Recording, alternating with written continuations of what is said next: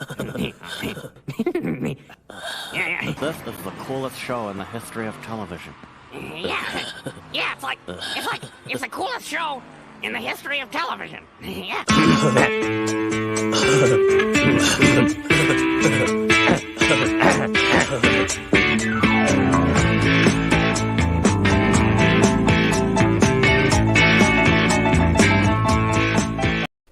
Hey, welcome to your bi-weekly dose of lightsabers, infinity stones, and all things plastic. I'm Dave, all the way in Chandler, Arizona. We got Kevin. What's up, dude? I am Kevin, and I am here in the great state of Tennessee as of right now, experiencing that fall weather and experiencing finally, believe it or not, episode 59 of the Toy Aisle podcast for real this time, Dave. I know real. we had a few technical issues last week. I'm glad to know that you're okay. I'm glad to know that obviously the computer's okay, and it's awesome to be back with everybody. And for those that are along the ride with us, thank you for all that. Thank you for your continued support in the chat, leaving us the reviews, all that good thing. But you know, Dave, I also want to make sure to say happy birthday. Because Okay. on this day, in 1957, someone was born. Do you happen to know who that was? 1957. It's not Reitman, right? No, this may It's not even his actually birthday. be. This may not be an actual person. Oh boy. He's a fictional character. 1957. Um, He's real popular around this time of year. Michael Myers. It is. October 19th, 1957 is the birthday of Michael Myers. Excuse me, Michael Audrey Myers. Correct. To be Correct. corrected, because there's a lot of Michael Myers out there. Oh, What's up, yes. Mighty Mouse? Yes, we want to make sure we're not talking about the comedian Michael Myers. But yes, the slasher Michael Myers. Speaking of Halloween, Halloween Kills is out. Dave, did you get a chance to see that yet? Yeah, man, I did. Did you stream it on Peacock or did you go to the theater? I cocked it. Nice. You know. Yeah. So we went back and forth with like, oh, we're gonna fucking run a movie theater and like do all this shit, and then when David Gordon Green was like, hey, we're actually gonna do. Oh no, it wasn't him. It was the Bloomhouse. He was like, hey, we're gonna do Peacock, and I was like, all right, well, I'm gonna be at the cabin that weekend. I don't want to wait. Yeah, I'll just watch it at the cabin. So that's what we did, and I'm assuming you watched it, right?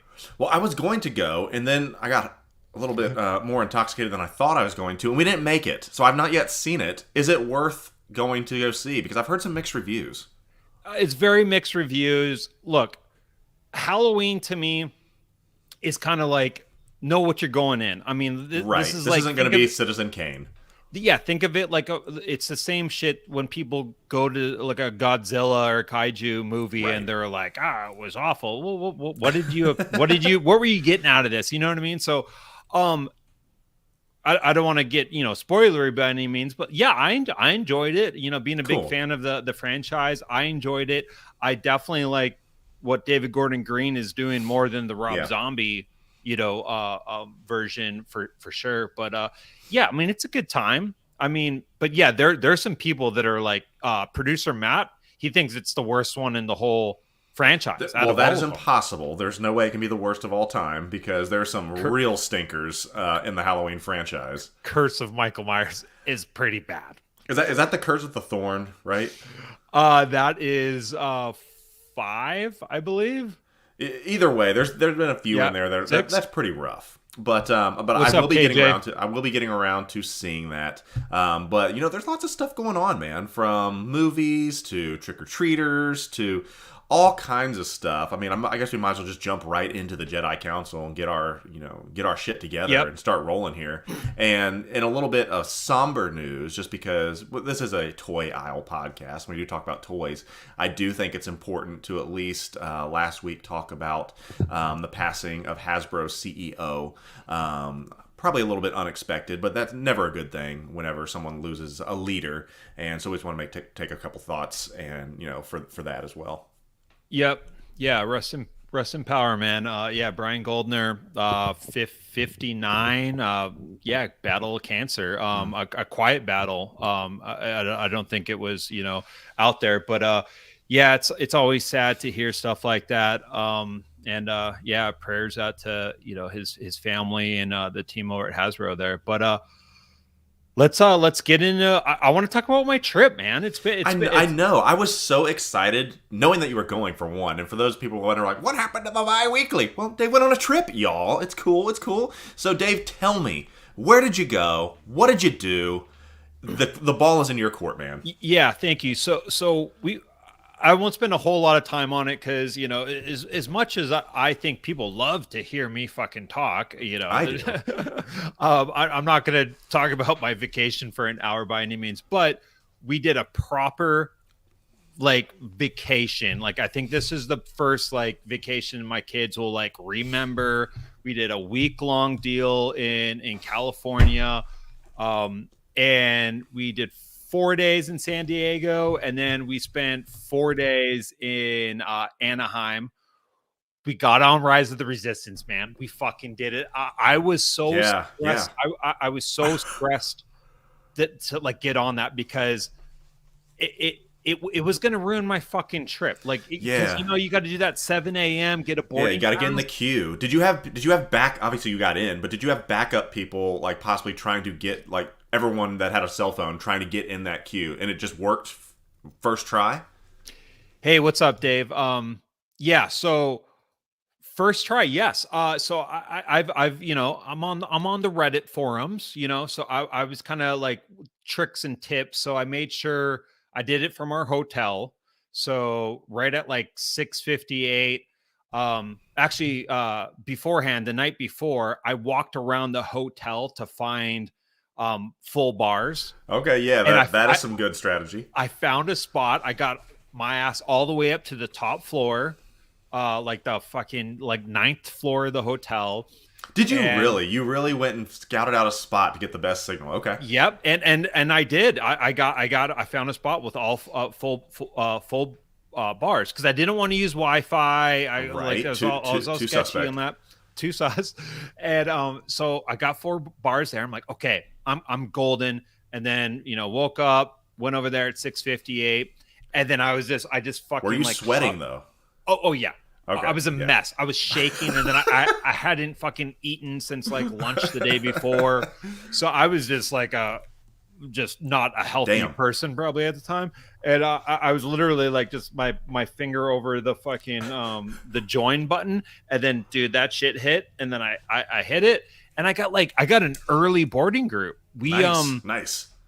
Because they count your weight, even though the park doesn't open up until 8:00. They count your weight like right at 7. So it was like your boarding group will be in like 120 minutes. And I was like, that's like an hour after the park opens up or whatever. Shit, so, get the kids and let's go. Yeah. So we got there for rope drop. Yeah, we fucking knocked it out right away. And dude, it was fucking amazing, man. Yeah. I mean, it was everything that, everyone has talked about. It was unreal, dude. Kids loved it. We had a great time. So that was the first day. We pretty much did Batu the first day.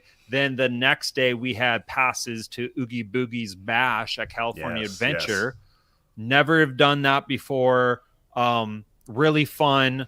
I mean, I don't know what the percentage is for, how many people they let in, but it was like noticeable. Like you're not bumping in anybody. You know what I mean? Like you got a ton of space. I don't think we waited any longer than like 10 minutes for a ride. See, that's the way it should be. Yeah, I definitely recommend, the Oogie Boogie party. It was a lot of fun. The parade was awesome. But yeah, I bought a lot of shit. We'll get into it here, but as you can see, Mighty Mouse called out that I'm in a prison. I pretty much am. So I'm going through a huge fucking toy room renovation right now. I have my shit all over my house. I have the most insane amount of anxiety about all of this. Right. So yeah, I don't really have that much to show, but yeah, so that was my trip, man. It was fucking awesome. And one of the things I loved about it, I know you were talking about the kids. I think you put this one little thing on Instagram where it shows you and your boy, I guess at Rise of the Resistance, and you put this legacy. And Yeah. I loved that because you got me in me cold heart, where I was like, oh, he's gonna make me cry or tear up a little bit, and make me want one of those little things. And I was like, you know what, that's what it is all about. And the fact that you said, hey, this is hopefully a trip that all the kids are gonna remember, and they can look back on that's awesome to hear, man. I'm glad to hear that for you. Thank you. Yeah, dude, that was really cool. Like, because it pains me to say this, but like Connor's not really into Star Wars at all. And I know, and but that like he hasn't stopped talking about Star Wars now, and I'm like, there we go. That's all we had to do. I just had to fucking escape from the First Order, and now he's into Star Wars, So it was cool to do all that for sure. It's funny to hear the polar opposite of your Disney trip. Sitting there making memories with the kids, and me and my wife were getting drunk at Bell's Castle at Be Our Guest. But different strokes, different folks, man. Different areas of life, I suppose. Yeah. But that's exciting to hear. But speaking of your display room, I know you're getting ready to kind of move some of those things around. You got a brand new ideas. You've shown me some behind the scenes. I'm pretty excited for you about it. But Dave, I'd be remiss if I didn't talk a little bit about my displays right now. Yes. Because I don't know if you've heard. I don't know if smooth you've transition. Yeah, I don't know if you've heard about this, but there's a company out there called Figset, and I am all in on this company. And give you an idea what it is, and stop me if you've heard about this before, is that we all have DTOFs. You can look behind me and you can see these. And, frankly, they're a little bit boring from time to time. It's just glass cabinets with things sitting in it. But what if I could tell you, Dave, that there was an opportunity for you to liven up those shelves and give it a little bit of life? Would you be interested? Yeah, man. I think I'd even go ahead and start a company about it.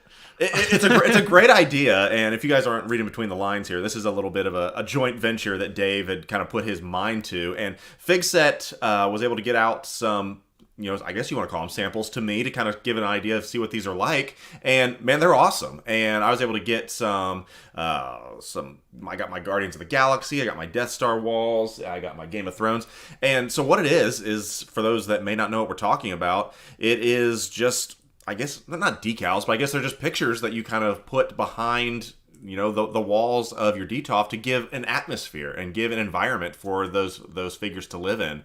And I did a little review of that. It's on my YouTube channel. It comes expertly packed, by the way, so thank you, Dave, for making sure that it was not bent or destroyed or anything like that. And I loved them. And so I'm all in on, grabbing some more of these for myself. And for anybody out there checking it out, check out Figset.com. They're always gotten some good deals going on. Do you want to say anything more about Figset? No, thank you very much for that amazing feedback there, Kevin. Really appreciate it. And I really think that it fills a need in the community, and we just got to kind of get the word out there. And I've just been excited to see, obviously what you did with your pictures are fucking awesome. So looking forward to see what the community does with them, and just a bunch of cool shit like that. Speaking of the community, and speaking of cool shit that people are doing in the community, I just want to give a quick shout out to the Yes Have Some crew. We talk about them often, and they went to New York Comic Con last weekend. Yeah, last weekend. Or was it last weekend? Yeah, couple weeks ago, I think. A couple weeks ago. Yep. And they kind of went on the whim. Everyone knew there was going to be a Ghostbusters panel, but no one knew for sure if there was going to be a screening. There is some clues and some assumptions, but there was no, if you went thinking that was going to happen and it didn't happen, you're going to be shit out of luck, right? So I don't think they even really knew that it was going to happen, and they got to see the fucking movie, and I just think awesome. I think it's so cool. There's not a harder working content creator collective than those guys. Like, they're always producing super creative stuff. Whether it's doing cassette tapes, which I just bought one of their cassette tapes. Like, it's just really great, and I couldn't be more happy that they were able to see the movie. It's awesome. And dude, what, 30 days out? I think we're officially a month out. I think it's November 18th is when it comes out. So a month out as of yesterday. I'm shocked that you're doing this, Dave, but you and I talked about this a little bit off the air. But there is a new international trailer out there that I guess it's the quote final trailer, and you are staying away from it, which I respect because you want to go in completely fresh, and I respect that because obviously Ghostbusters means something to you. It is on your shirt right now, which is pretty cool. So you said your expectations are high, and you're going in there to get the full experience. So Dave, I can't wait. That's my birthday week, by the way. So that's what I'm doing for my birthday. Yeah. And that's my wife and I's 10th year anniversary that weekend too. So we will be forever yoked between marriage and birthdays and Ghostbusters. So that's coming up in 30 days. So yes, have some. That is awesome for them. I can't wait. This is probably, as you had said, one of my most anticipated movies, of all time coming. I'm looking forward to that. And we'll talk about a few more movie things coming up here in a minute. But I guess we should get into a little bit of plastic. That being the Hasbro Pulse Con coming up. I think what is that, next week, the 23rd, I believe is when that is? This weekend. Yeah. Mm-hmm. So it kind of snuck up on me. Yeah. I mean, like I know we both got like a ton of shit going on, but like I kind of like, I didn't forget about it, but I just thought that it was like still a ways out. And yeah, man. I mean, like I was seeing some of the acts. Like, what was it last year? Was Fall Out Boy, I believe. Yeah, there were some interesting musical choices, to say the least. Dude, Weezer, like, I'm all fucking in. I fucking love Weezer. Yeah. Like, okay, like I'm in. They have your attention, huh? They have my attention. Is it necessary? It's a fucking toy company. We don't need a music act. I mean, it's cool, but like we don't need it. Like, I think what we would want is Ghostbuster figures that they also announced that they're not going to have any Ghostbuster reveals. So it's of course I have to complain about something. So let's do That's that. All I know, man. Let's complain. How are you like they're going into the movie? And I get it. This movie's fucking been like doomed for like 30 years, right? You know what I mean? It's been on and off, COVID and whatnot. So like maybe it was hard for them to get their timeline set for releasing figures, but it's like, how are you going to have, your biggest convention and you got Afterlife premiering in, or not premiering, but like coming out in weeks and you don't have any toy reveals. So that seems like a total fail. What are you expecting out of the Star Wars team? Well, I think they teased, honestly, that they're going to be finally showing the Rancor from the HasLab. And I think that they need to really deliver on that because of, I think we were planning to talk about it a couple weeks ago about the absolute shit show of them blaming the fans for the Razor Crest debacle. And it's specifically your fault and my fault. Because we backed it, because too many people backed it, we're going to delay this bad boy, which I heard that it is in the United States now. So if you're a United States listener and you backed it, at least that's a good sign. So I think we'll probably get a few more updates about the Razor Crest, but I really want to see about this Rancor to see if it's going to work. And what does he say in Sharks Up 4? Yeah. How's Evander Kane's 21 game suspension going? Oh, anyways, yeah, well, they might touch on that, right, Kev? Like, I wouldn't be surprised if they're like, "Hey, good news, Rancor or Razor Crest. We're gonna, it's stateside now. Yeah. We'll start shipping it out." So maybe they went with the like, we're gonna hit him with bad news, first, and then give it, Do you want the good news? Or you want the bad news first? Yeah. But I really think that they just from a reveal standpoint, I really want to see the Black Series Omega. I know it's in the pipeline, but I really want to see what that's going to look like. Yeah. Because whenever they did the Rebels figures, I mean, they turned out okay, but I don't know if they're exactly, because it's it's an animation thing that they're trying to turn into, real life. Right. So I really want to see how Omega is going to be. That's the one reveal, with Rika. Omega and Rika and Hanta. I want to see kind of how that turns out, but I think it should be interesting. I'm loving the comments tonight, man. These are pretty good. What's up, J. Rue?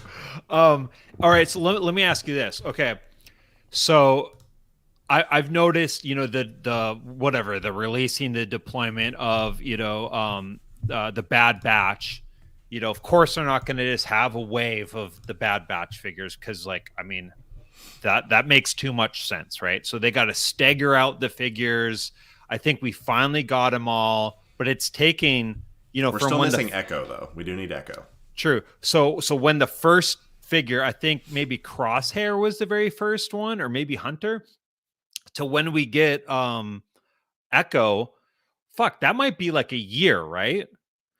I don't know what the secondary market is on some of the, like the Hunter and the Crosshair. You might even be able to still get them out in retail, but would it be too crazy to think that they might do that Rebels type re-release, or that the Rogue Rebels One, the Rogue One, yeah, where they like do release it again in like a nice little package set or a box set? I doubt we'll see anything like that on the Comic-Con. I definitely think it's a safe to say, we'll get the Rancor details for sure. Yeah. Maybe a hint at a tier. They're not going to show us or tell us what tiers they're gonna have in mind. But well, as I've said before, and I love that idea of possibly getting the whole batch eventually in kind of a package deal, kind of re-release. I think it's too kind of short-lived to be able to get that now. And yes, I would 100% agree. If the Legends expectations are low, who always knock it out of the park, then the Black Series are probably going to be even lower. But the one thing I need to see from the Rancor is I need that seamless body. I need a seamless body, and I will highly, highly consider it. Because if it's in there, I might be feeling pretty good about that. Yep. So, okay. So say, we get the details on the HasLab, whether it's like, okay, here it is. It's going to be available. It's, it's the campaign's going to start tomorrow in the afternoon or whatever, right? I would say my guess would be it'll go on, the ordering will start next week. If the thing's on Saturday, they'll open it up next week. That's just my guess. I have fucking no clue, but that'd be what I put my money on. Do they go as far, Hasbro, do they go as far to double dip? We're seeing more and more of these HasLabs, right? Like we just got the Galactus funded. We just fucking got that other whatever, Sentinel shipping, but the not the Dark Saber, Victory Saber, the Transformer Gundam looking thing. Yeah. And so that was going on right after Galactus. Real under the radar. I'm pretty sure it got funded. But so does G.I. Joe maybe hint at doing one? Does Marvel, do we think Marvel Legends would get another one right after that? No way, right? I mean, we've talked about this a lot. If anything, I really think it would probably be another Legends again. I think that they obviously have the track record showing that people are going to put up stupid numbers to get these, giant figures. But and I know some people are already, screaming for a new Apocalypse or something like that, or something along those lines. And they've done the big figures, they've done the Sentinel, they've done the Galactus.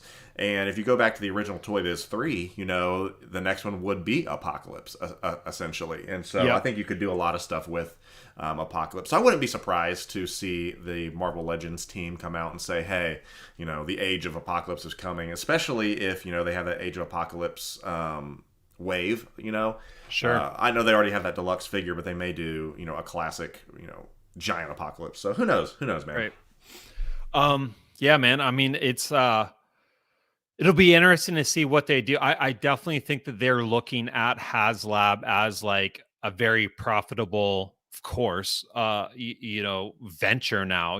When the sail barge came out, it was probably like, let's just get our fucking feet wet. And then now it's like, oh, do you think that's part of their business model now, to where they consider that a branch of kind of their production, that they will always constantly doing, HasLabs? I mean, it obviously... minus the Cookie Monster. Obviously, it's been very successful to get funded, and it's money in their pocket, and people are just continuing to lap it up. But the thing that scares me the most, and we've talked about this ad nauseum, is that eventually something's not going to get funded because they're going to keep moving the goalposts, and Yep. you're not going to be able to have, okay, well, here is Apocalypse, 50,000 backers to get this, you Right. know?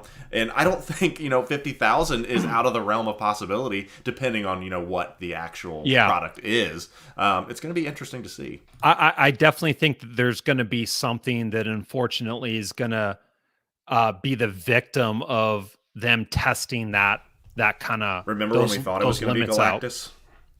Yeah, but like, I mean, even with this, like, what if they put something fucking astronomical, whether it's the price or whatever, it's the backer count, and it doesn't get funded? But if they just kind of gave it a reasonable amount, whether it's the price or the backer count, it would have got funded. So you're right, they are gonna. Why would they stop? They're in business to make money. So I totally understand that, but like. I do think that this is becoming a very lucrative, segment of their business, because they're basically a bank at this point. They really are. They're getting, I don't have the numbers obviously in front of me, but whatever the backer account was, they're sitting on like $5-6 million or whatever, right? Like without even shipping a single piece. Nothing. Like I know that's not gross profit, obviously, but like, they're still not shipping anything for, a year. So it's a cool thing. I mean, I'm all about the crowdfunded way to do it. I think it's great. I love that other companies are doing. Fuck. I mean, could you imagine if Neca did something like this? I mean, that is something interesting to definitely see, because I think within price structures, I think if it's something that people want and the price structure makes sense, people back it. It's that simple. I know. Terror drone. Yeah, I mean, can you imagine like a giant, NECA 6-inch, turtle? What would a like fucking that? what I know I got some turtle heads in the chat here, but what would you guys think a fucking NECA? What is it? The terror drone. What do you think a NECA in scale 6-inch terror drone would run? I'm thinking like $600-700, like I think or Super 7. I think 5 would be fair. If it's Super 7, it's going to be like $750. Yeah, because that's what their Motu, Snake Mountain was. I think that was like in the 700-800. Yeah. But if you think about what the scale, if it scales back to the way the old, the old 80s versions were, I mean, I could see it being. I'm trying to think about how much bigger it would be. You can't really see me on here, but I think it'd be like that. Yeah. And right around 700. I think that makes sense. Yeah, I mean, I feel like with some mousers as the tier. Yeah. I mean, dude, the tiers would be ridiculous. I definitely think Super 7 and NECA. I think the Party Wagon is on deck. I think Randy's like hinted at that. So I definitely see them going that route. But NECA, I mean, I don't think they've done any kind of crowdfunding thing like that. So that just might be just a normal. Hey, we're going to build a fucking. A sewer set. It's going to be $600, and if you want it, blimp. Let's get the fucking blimp. Oh my god, yeah. All right, but I mean, is there anything that you're excited about? I'm excited, obviously, to see Weezer, but I was going to say it's going to be the set lists to see. I'm excited. The G.I. Joe team. I want to see what they have, because they've been pretty quiet. They've been real quiet. So I hope we get details on the bat. I mean, I'm optimistic. I'd love to see a hint at a HasLab. Not even like, so if they're doing the Rancor HasLab, say it starts next week, what is it, usually a month, So if they're like, hey, we're going to throw a teaser, and it's just like maybe the commercial. Well, it's been like 2-3 months since they announced Rancor, though. Yeah.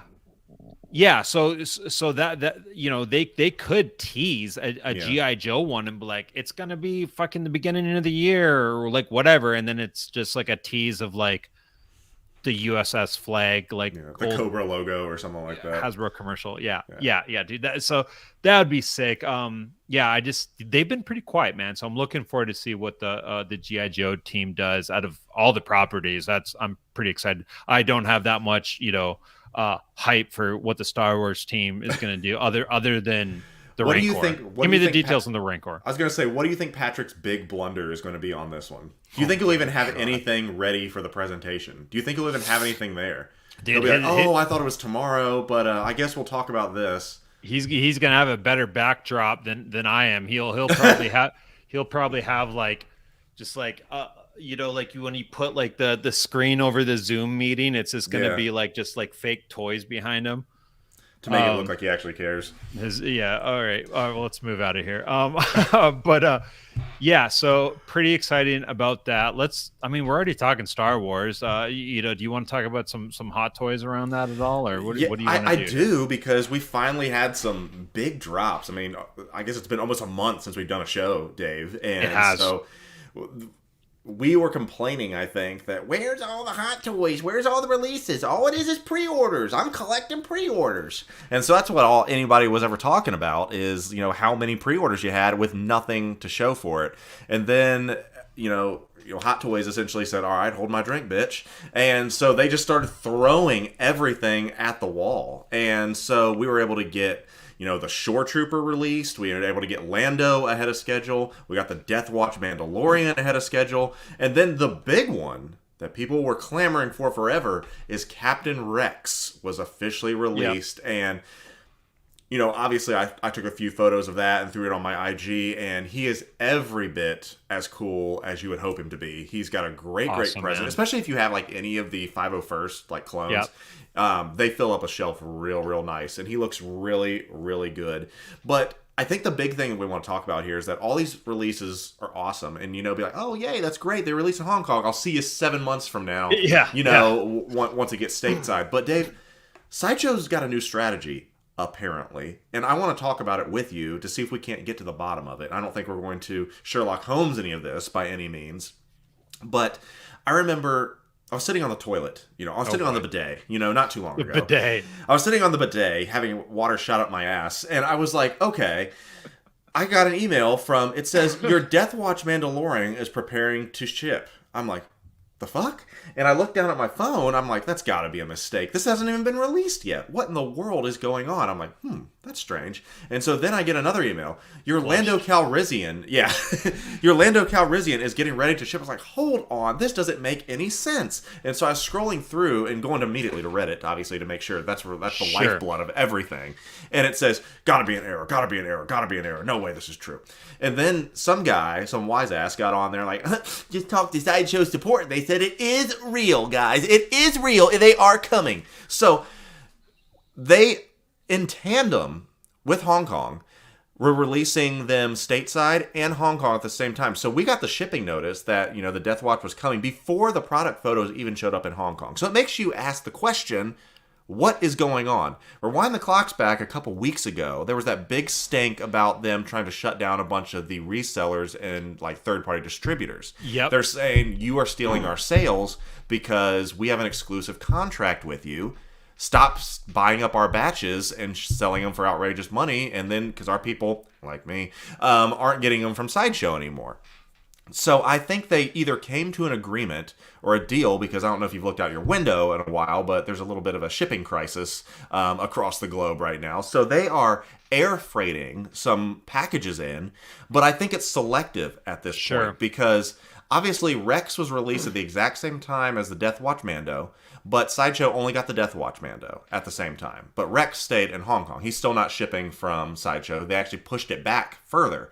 So I guess the question is, Dave, what is their strategy? Because we'll talk about it, with Marvel as well. They did the same thing with Spider-Gwen, Miles PS5. They just really kept releasing all these things. Yep. So what is their strategy? And do you think this will work? And I have no idea what's going on. Yeah, I mean, maybe they're testing it out, right? And if they are that would explain why it's not across the board, right? And if they are testing it out, I see no issue other than, insert the Hulk, like it's a win, like I consider this an absolute win. Because, it's going to kind of, I don't know if it cuts out the middleman, but it's just a more direct to consumer. Right. And for those that don't know, is that Sideshow is the only North American distributor for Hot Toys. And so they do have kind of they have a monopoly on the market. Yeah. So I will propose this: is that as a patron of Sideshow, as well as an affiliate with some Hong Kong resellers, because I don't want to wait 15 months to get my figures. I want them now.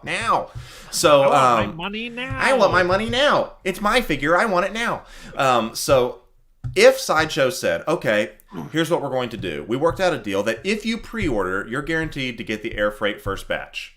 I would be all over that, and they'd have every single one of my pre-orders. That way they know, and they can make a smart financial decision, say, okay, I'm just throwing numbers out there. I don't know what these batch numbers are. If they said, okay, Hot Toys, we have 300 of the Venoms pre-ordered. Give us 300 of the Venoms, air freight them, and then you can put the rest on the boat of whatever our allotment is, and then that's how we do our inventory. That makes sense to me, because that way they know exactly how many they're getting, they fulfill it, and I'll even say I will pay an extra $10, or I'll pay a little bit extra. I'll pay a premium to be a part of that first batch. They have to have been thinking about this and testing it out, and I hope it worked out in their favor, because, I mean, I love the resellers that I work with, in Hong Kong, but I would love the convenience of being able to get them and keep my Sideshow points and different things like that. Yeah, man. Yeah, it's that it's super interesting. I didn't know that I didn't put 2 to 2 together about the release. I did get like bombarded with emails. Hey, it's releasing, and but I got the one about the Captain Rex being delayed. So I think it was like December now is when I'm supposed to get mine. Right. But yeah, man. It's pretty cool, I think. Yeah, and the last thing I'll say about it is that I think the real test is going to be because the rumor has it is that Ahsoka and Boba Fett, the 2-pack, the Nomad Boba, Nomad Boba and Ahsoka are the next 2 up. So I'd be interested to see if we're going to get a tandem one, or see if it's going to be one and the other. Like I can see them pulling the Rex deal and keeping Ahsoka in Hong Kong and shipping Boba over. But we'll see, and I'm really hoping that they maybe figured that out. That'd be a huge win for collectors, especially North American collectors, for sure. Is that Ahsoka on waitlisted yet, or is that still available? It's not. It's available for pre-order, but it makes you wonder, like, if going back to, my strategy, just go and hire me, because obviously I know everything. But if they said, okay, here is, just for example, Carnage went up for pre-order. Like, here's Carnage for pre-order. Get in and pre-order within the first 30 days, and you're guaranteed to be on the air freight thing. And then they shut it down. And you can still you can still pre-order it, and you'll get your allotment, but it's going to be coming, at a different time. And I'd be fine with that. And they would have every single one of my pre-orders, because say what you want about, I guess, some of their strategies, but they have the best customer service you can get. And they are the best. Sideshow absolutely kicks ass on that. I think there's a lot to it with, just procurement, right? Around toys, not just, Hot Toys, but like Hasbro and everything else. Yeah, everyone's really struggling right now. If you gave the consumer an option to pay more money, but you gave them priority or guaranteed, allotment or something like that, like there's an audience for that. There's fucking psychopaths like you that just want to buy shit like right away. You know what I mean? Like, and I would do that. Like, I would pay a premium, which is what I thought the Hasbro Pulse premium was supposed to be. We probably need to talk about that too. But like, yeah, like there is an audience there, and I man, I need to fucking open up like like Patrick needs to hire me. I'll work with Patrick. You will right the ship, buddy. So you can get in there, and I think that'll be good. But wow, one thing I think, I love that one. So I don't think Denny's come with the bidet though. I'm at Marie Callender's, you asshole. Okay. Are we done here? You ready to get into tipping the scales? I do, because I want you to see this. Okay. Dave, you obviously were watching What If, right? Yes. So this is something that I think is really, really cool that I just want to share with you, is that I would love for this to be a reality. This is the Queen Studio Sculptor, and they'd made a sculpt essentially of if Ultron would have won. And look at this badass. Is it supposed to be cut off like that? I'm assuming it is. Yeah. Yeah. It's just kind of like a bust. But if you want to click over on the next image, it shows like the there's like a little arrow there in the corner. Yeah. Oh, there we go. So yeah, check these out, man. I mean, these are so sick. We know Queen Studios makes incredible pieces. Unreal shit. Dude. Unreal. And I mean, look at this like vision. I mean, it's absolutely uncanny. If they were to make a 6 scale figure of this, I would be all over it, man. But it's so cool, and I would love just any figure of this what if thing. I'm not exactly a big fan of, Hydra Stomper and, Star-Lord T'Challa, but this one I like. This is cool. See, out of all the what if scenarios and whatnot, hot toy wise, I would take a zombie Cap. I mean, that's some, or any of the zombie kind of figures. I think that's just so fucking cool. I love that episode so much. But this is rad too. Yeah, I mean, this is amazing actually. Yeah, I mean, it's incredible. I mean, there's obviously extremely talented people out there, far more talented than me. I can't even hang a TV. You and I were talking about that. Oh my God. I can't even hang a picture, damn it. So I just wanted to share that with you as far as tipping the scales. And Dave, it makes me want to... I forgot about that one. Yeah. So Galaxy Warlord. There's that great name. That third party name. This was actually supposed to be on its way to me, but there was this typhoon in China that wrecked my ships that were trying to get this to me. So it's delayed, but it is released.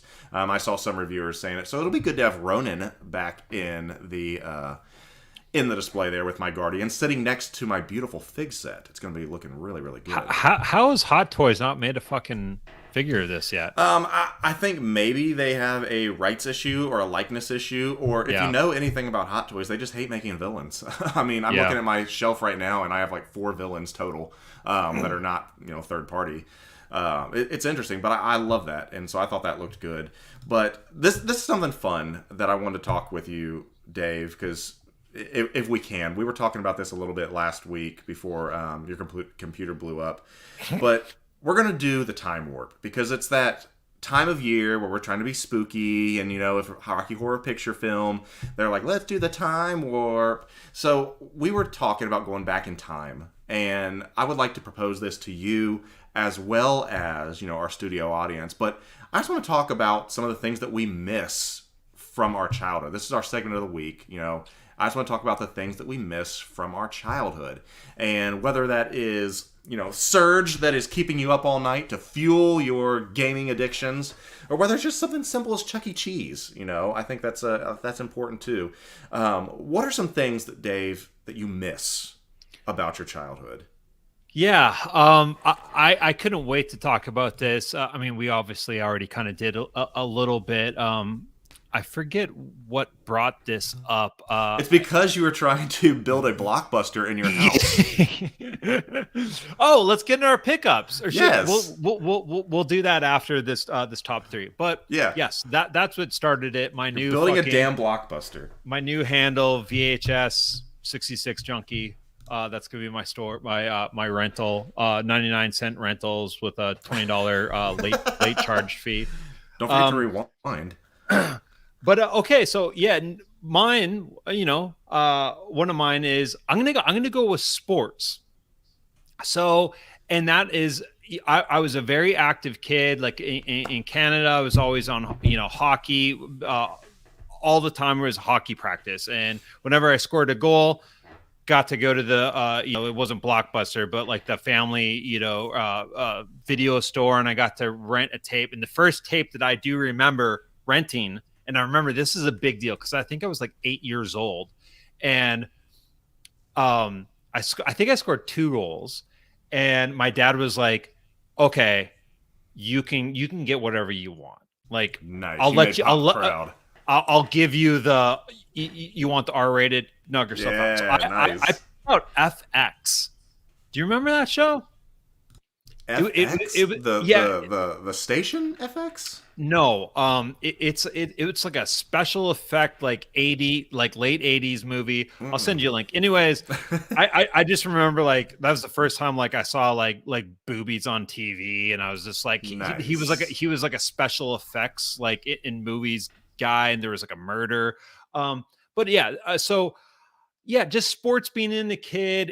And like I played football in high school. And I remember like before the games, the night before the games, we always had it was called porch. And it was always over at someone's house, and it would be the whole team. And we like all the booster club would buy pizzas and food, and we would just be kids and just have fun. And I miss that. I miss being around, that camaraderie, with friends. And the football games on Friday nights, in high school, like that was awesome, man. I totally sound like fucking Uncle Rico over here, but that was a lot of fun. Just playing sports and the idea of sports as a kid from, age 4 all the way to, an adult. Just I think they're great for people. They're great for, kids. And I just loved it, man. I love that. And it reminds me when going back to the video store, when I remember there was this video store in my town that added like an X-rated section in the back. And they ended up putting like the black trash bags around like the area. I'll never forget that, like kind of peeking in just to kind of see what it is. And it's got like the purple lights in there. I'm like, what is this? And like my dad pulled me back away from it, and you're not ready for this type of thing. And so I do remember that. But back to the video stores, I think you and I talked about this earlier, is that there was something about when you do go and you like, oh, what game am I going to get? What game am I going to get? Ooh, I want Spider-Man Maximum Carnage. Yep. And like you take it to there and like, would you like it for 3 days or would you like it for 5? Mom. And she's like, 3 days is fine. And so you get the 3 days, and then on the third one you somehow magically forget to tell her that you have to take it back. And so then you're like, Mom, the game's due. Oh shit. Well, I guess you have to take it for 5 now. And so you basically get that extension. I loved doing that. I know it feels terrible to actually say that I manipulated my parents to kind of get those extra ones, but those were good. But the other thing I also miss about my childhood, and you talked about like the camaraderie and being able to hang out with kids. I don't think they have these anymore because I think they're like cesspools of disease.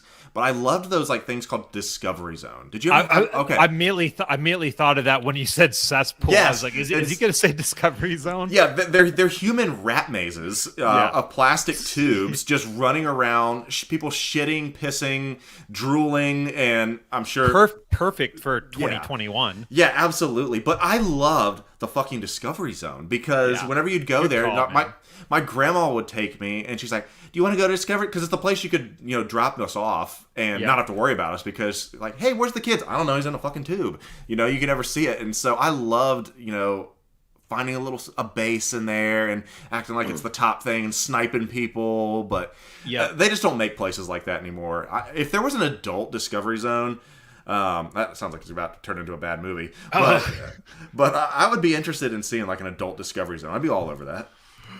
Yeah, man. An adult Discovery Zone. I feel like that would be on Pornhub or something like that, But two dudes pull some tubes and lube. Watch these two guys getting all these balls. It's dude, good. I thought that was this original thing. I did too. I was like, am I gonna like out myself when they're like, what the fuck's a Discovery Zone? Yeah, okay, good. They were here. I don't know if producer Matt's in the chat anymore, but that guy, I guarantee he probably fucking had an accident and put his pants in the ball pit or something like that. But because there's also nothing worse than like sliding down a slide and like ripping your like skin off from those slides. There's something about those tube slides that just like would rip your skin apart. Builds character. Absolutely. All right. Well, I just have one entry here, but kind of a blanket thing. But like, dude, movies, man, like especially as a child, like movies, you're not maybe like understanding everything about a movie. You fucking, it's real to you, damn it. Like you are a fucking mark. You are a mark as a child. Work yourself into a shoot, brother. Yeah. And I don't know if I talked about it on the podcast, but like when I first moved here from Canada, didn't have a lot of friends, and there was a family video store, in our neighborhood. It was called Empire Video, and I would just fucking hang out there, like literally loiter there, and I would get so annoyed of I would see the return box just get like piled up with people returning their movies. And then I'd be like, well, fuck, like, get that shit out on the floor. Like, let's go, people. So I would, then they would take them out of the box and they would put them on, you know, the end of their counter. And when they got a minute, and then they would go and start putting them away. I just started like grabbing them and started putting them away for them. And then like, I did that for like 2 days maybe. And then they're like, hey, like it was a family business. And then they basically like, I couldn't work there because I was only like 12, but they're like, hey, we'll give you free movies if you want to like do this every nice, like, man. Yeah, that's cool. So like I was just like in a fucking movie, you know, video store. So like the whole like this VHS kick that I'm like doing again, it's just fucking awesome. And my first actual job on my 15th birthday was at an AMC movie theater, and I fucking straight up Step Brothers that shit. I showed up in a fucking tuxedo. Yes.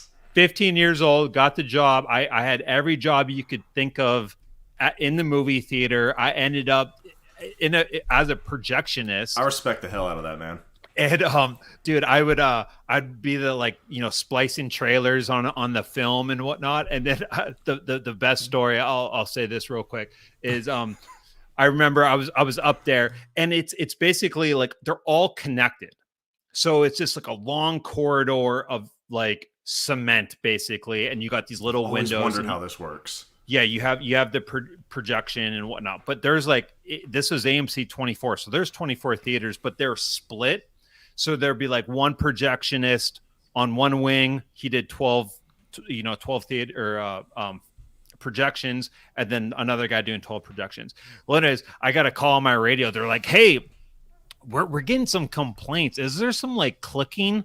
Some like we're hearing some clicking from like a couple of the theaters. And I'm like, yeah, I don't know what you're talking about. I fucking would take my skateboard up there and I would skate in between, and that my skateboard would like click, you know, as I was driving by. But I just was like, yeah, I don't know what you're fucking talking about. But yeah, dude, that just movies, man. Just being a kid and fucking whether it's going to the movies, like going to the premieres and stuff like that, or like not premieres, but like opening night. Yeah, like opening nights, man. Phantom Menace opening night, like, and I worked there, so I got to see it the night before. Like, that's just a memory I'll have forever. So yeah, sure. that's my number one of childhood, is just like fucking watching movies, man. Man, that's so good. And I love just being able to do this like little segment, just because it's so much fun to kind of just think about kind of where we came from and kind of the way that this is the way it was. My other two little honorable mentions, and I'll let you talk more about your VHSs. My two honorable mentions are Wendy's breadsticks. Do you remember this? Oh my God, Wendy's breadsticks. No. Yeah, so most people don't. So Wendy's used to have like a sick salad bar, and they'd have sick breadsticks. I remember the salad bar. So I would go through, talking about Grandma taking me to Discovery Zone, is that I would, before we went to Discovery Zone, she'd drop me through, after school, she would drop me at the Wendy's, and I'd order 6 breadsticks. I'd be like, hey, can I get some breadsticks? And they come in like these little black foil things. Yep. So the Wendy's breadsticks were off the hook, man. I can't even tell you how good they were. So Wendy's breadsticks, number 2. And then the number 1 thing that I loved was going to dollar stores and getting Pogs. Did you ever play Pogs? Pogs, yeah. The OJ Slammer. Yeah, man. Yeah. I mean, that was the best slammer on the market. Yeah, and so I would always, and I could never get the real cool Pogs, you know, that people like sold like at the card stores and stuff because we were poor. And so we would go to the dollar store, and I'd get like the Green Goblin Slammer and like the Spider-Man base and all that. I mean, I just loved being able to get my little Pog tubes and fill those bad boys up with some cheap ass cardboard circles. That OJ Simpson Slammer Pog, he was like behind the bars. It was like the best slammer like ever. Yeah, he was killer, man, wasn't he? Oh boy, here we go. Of Wendy's buffet, yeah. All you can eat pudding. I forgot about that. Am I tripping? But like, I feel like they had like a very heavy like ice cream soft serve presence during that buffet. I mean, they've always had their Frosty, but their pudding was thick. Hey, thick. You're not one of those fucking psychopaths that puts your French fry in a Frosty, are you? No. I eat my Frosty straight, bro. Okay. All right. Good. I'm glad we got that out of the way. But yeah, tell me about these VHSs, man. Well, You went on a little bit of a haul. I did, but before we get to that, producer Matt has his picks here for his childhood memories. I haven't shared them with you. There's some good ones. So straight up, number one, nap time. Okay, like taking naps. It's like I get it. Like okay, yeah. I still take naps today. Yeah, okay. And then WWF storylines. Oh fuck yes, that's a good one. You know what I mean? Like, stuff you could not get away with today. No, like dude, not a chance. The Attitude Era. Yeah, you ain't got no. The Attitude Era just would not even. There'd be no Attitude Era today. But yeah, dude, those fucking the Stone Cold Vince McMahon storylines, like, dude, like I the most bonding I've ever done with my dad was over that fucking like 4-year run of like him fighting Vince McMahon all the time. Dude, I still go back and watch those YouTube videos of like clips from like, you know, from WWE and things like that. Just to be able to hear the crowd pops were so incredible. Dude, so they were good. so awesome. That hospital one where he hits him with the bedpan. Oh, dude, the fucking best, man. Okay, well, let's get a quick call and then we'll get to wrapping up here. But yeah, dude. I guess I'll show. Let me show the tapes. So this is. Dude, I've been going to Terror Trader like every week, but I got a Stephen King Dead Zone. I've been on like a fucking John Carpenter Stephen King thing. Cat's Eye, and then the OG Mummy, and then I took Connor, and this is literally the only one that like was kind of okay for him to get. But nice, I love that. I love that. Yeah, Goosebumps. So we're gonna check that out. I haven't seen Cat's Eye, so I'm pretty excited about that. And then the only toy thing that's not covered in fucking boxes and a bunch of shit right now as I'm doing this toy transition is I got the fucking the whatever this was. I think this is the San Diego Comic-Con. I think that's why they did it. Baby. Yeah, the Mattel Sergeant Slaughter. No, it's not the Chase. It's the Chase is a black. It's all black. So didn't get that, but he's big, dude. He doesn't really scale well with the G.I. Joe classifieds, but because they're like an inch taller, aren't they? Well, he is. Yeah, he's actually bigger than the G.I. Joe classified. But I think I can kind of justify it because, like, it's fucking Sergeant Slaughter. The guy's a fucking unit. He's a weapon. You know what I mean? Yeah. So I could probably make that work, but I'm still going to keep that in package in hopes that, they Hasbro is able to fucking throw some money at him and they can get his figure made too, because obviously Mattel did. So that's all I got, man. How many? We haven't done an episode in a month, so what you got, like 6 Hot Toys? Well, what's been released? Let's go ahead and start there, I guess. But no, I don't know if I got to share these with you, because one of the pieces I was really wanting that I finally got was I made a deal with some dude on eBay and got you know how those go. You and your fucking eBay deals. No, I was able to make a deal, and I was able to procure 4 pieces that I really needed to kind of round out some lines. And one of the ones from one seller. Because he was just unloading. Yeah, he was just unloading. Oh, sweet. He was just unloading. And so one of the things I was really wanting was the Suicide Squad Harley Quinn. I told you I've been wanting that one for a while. So I did get a Suicide Squad Harley Quinn with a customizable tongue, because I guess the current one is kind of flat, and this one you just pop in there and got a big tongue. Other than that, looking around here, I obviously got Captain Rex, which was exciting. Yeah. He is everything and more. And Lando came in yesterday, so I mean he looks awesome. Okay. So some good stuff coming, and I'm excited to see what comes next, man. Yeah, I got some stuff in the mail too. So doing these every other week, it'll be hard to hold stuff until because I think I finally shipped my pile of loot from Big Bad, and I think it's supposed to get here tomorrow. Shipping. Yeah, it's the best. Okay, well let's. I do have to ask real quick. Do you feel like it's a personal win if you just completely rob them on shipping? I don't really look at it like that, like I'm sticking it to them. But yeah, I specifically will like, strategically like, okay, I know I got this coming in I got 3 weeks. 1,000 kilos here, $4. Yeah, it is pretty nice because I definitely think like I have a lot coming out of that pile of loot and it's $4. So, um, anyways, okay, well I don't know why we didn't talk about this at first. Let's get the elephant out of the room. No, I'm not at a fucking Denny's bathroom. As some of you might know, I finally fucking lost I didn't lose my toy room. So we have a 5-bedroom house here. We have a guest room downstairs, master upstairs, and my toy room, and then the 2 kids' rooms. Well, our twins were sharing a room, so I knew this day was huh? yeah, I knew this day was gonna come someday. The twins are 5, you know, they want their own rooms, and they weren't really like, you know, kind of like on my ass about it. I was just like, it's just fucking time. Let's just do it. So I started taking my fucking toy room down, and holy anxiety attack, dude. That was such a feat. So now my fucking toy room is literally all over my house. It's insanely stressful. I have all the kids' rooms are done.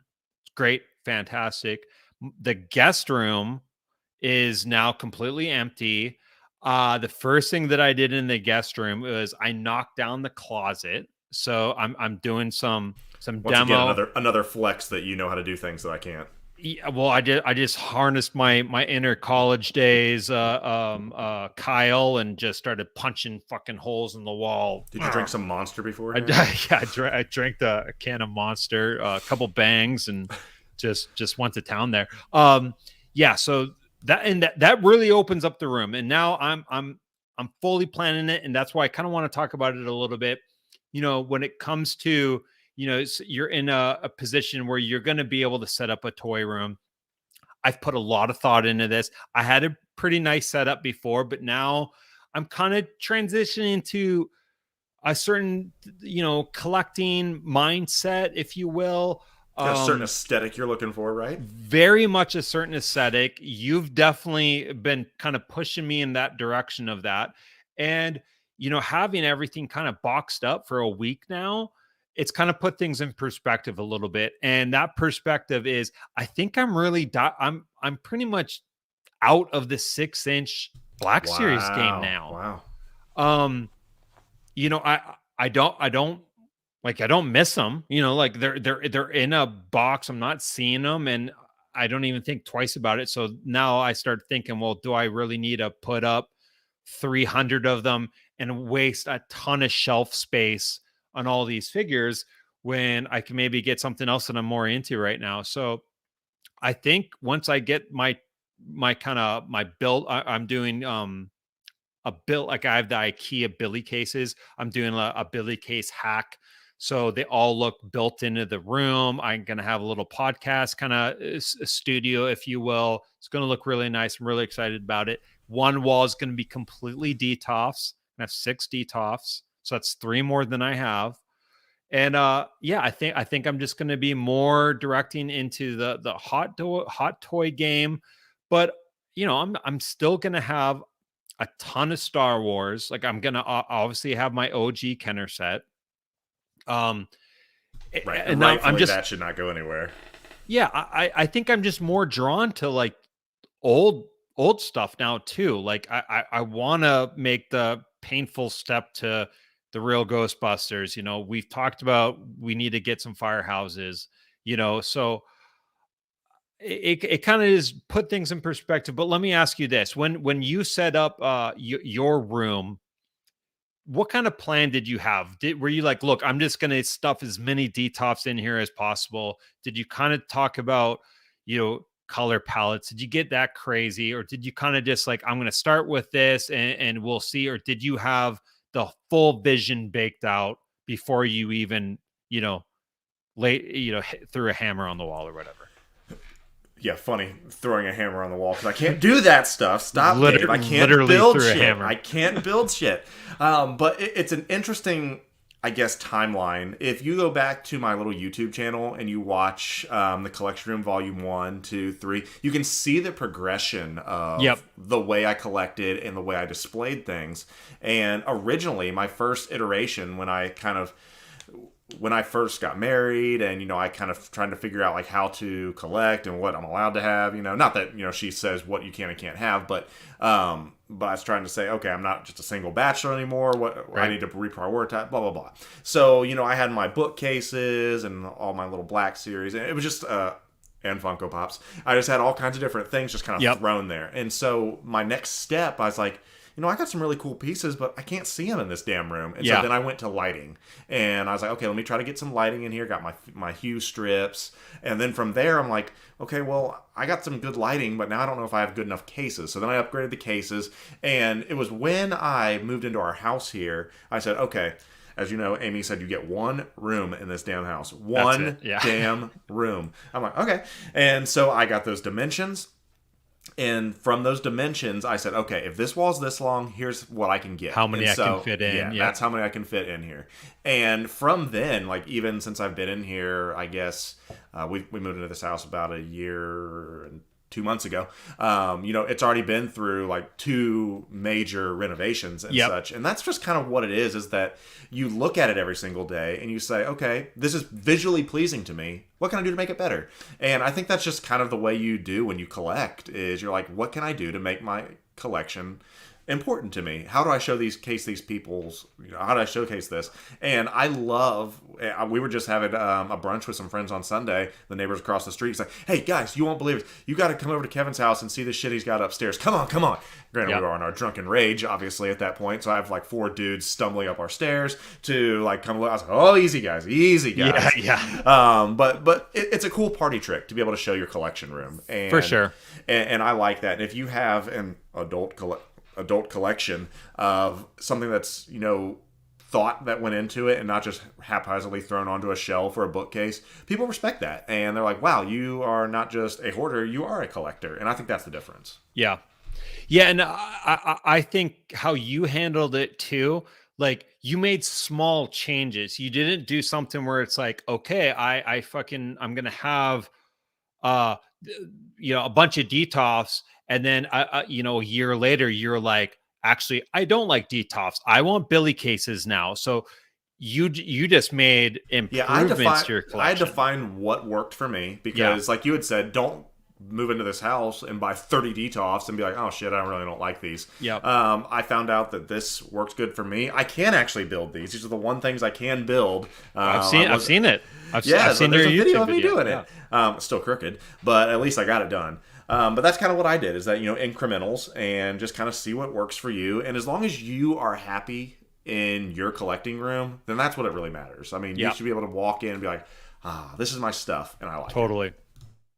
Yeah. So be on the lookout. I'll be trying to keep up with posting on, the steps and the progression of that. I've seen the blueprints, man. If it's what you're showing me, I'm pretty excited for you, brother. I will say this. I'm leaving more wall space open for art. That was something my last room lacked, and I have a ton of fucking art. Like, I wish I had want to more room. have. I do. Yeah. I mean, you're kind of in that predicament now. Like you're unable to do it. You're like how I was. So now, like I'm putting that, in my mind now, and I'm like, no, I'm not going to go floor to ceiling of this cabinet. I'm going to go, floor to like countertop and then open. So I think I have a full wall with just a couch in front of it. And then I have another wall that is like waist high countertop. That's where sail barge, Razor Crest is going to go on that countertop, some statues, but and then all of that wall space is going to be art. I'm not going to be hanging any figures on the wall. I kind of was doing that, and I feel like I feel like people start with that. I'm gonna hang, these this convention exclusive, celebration Darth Maul on my wall, and then it's like the bubble starts coming off a little bit. Or if you got that Yeah. Chewbacca 40th one, that fucking thing falls right off. So I'm not putting anything on the wall anymore, taking up too much precious wall space. So it's fucking, I'm excited about it, but dude, it is so fucking stressful, man. Yeah, it is stressful, especially. I've had that thing where all my collection is outside of the room, and you're like, I'm not comfortable with this. And you and I talked about it. I mean, you have things in a bathtub, and you're like, they're not meant to be in a bathtub. Yeah. And so you have to, like, how long can they sit in this bathtub? And so you got to get that man. stuff out, man. But it's going to be so worth it. I'm excited for you. Thanks, dude. I'll keep everyone up to date on that. So let's you want to do our recommendations of the week and call it? Yeah, so we also want to start, we always like to, just like we're improving our collections, we also like to improve the podcast and give us things that are conversational and fun and things like that. So Dave and I have started to do this idea called your recommendation of the week. And so, Dave, you said you had one of these ready. The only thing I can recommend at this time is, and it doesn't have to necessarily be, toy related, but I finally got a refrigerator in the garage. And for some reason, that is such a game changer. And I don't know if it's like me just being, Amy's like, all right, dinner time, are you ready? I was like, yeah, let me walk out and get my drink out of that one. Because for some reason, those drinks just hit different. They do, because they're yours, damn it. They're yours. So I highly recommend, if you have an opportunity, to get the refrigerator in the garage. It's the best, dude. I got a beer, I call it the beer fridge, in the garage, but I got one at the cabin too. And it's just, the whole front part is just covered in stickers too. Cause you don't give a shit about it. As long as it's I got some sticker space now. There you go, man. And you just got some Toy Aisle podcast stickers. Like, absolutely. That's part of some fig sets, by the way. There they you give go. You some sweet swag. Gotta say that. All right. So my recommendation is, if you're watching this podcast, you're a collector. If you're not watching, if you are watching this podcast and you're not a collector, I mean, thank you for watching. But you're probably a collector, and you're probably gonna like Halloween. So my recommendation is, yeah, it might seem a little a little outside our typical action figure collecting mindset, but I'm recommending Spooky Village. So this is Lee Mack's Spooky Village, and you've seen their shit. They usually do the Christmas Village, the little porcelain, a fucking little store or a little grocery store and the little figure skater, but they have a Spooky Village Halloween setup. And what my wife and I have been doing, she's not a collector at all. My wife, she does not like pretty much anything I like. We're completely opposites in that. And we have a great marriage because of it, because we have like stuff to talk about. Like, she could talk about her stuff, I could talk about my stuff. It's not, we're talking about the same stuff.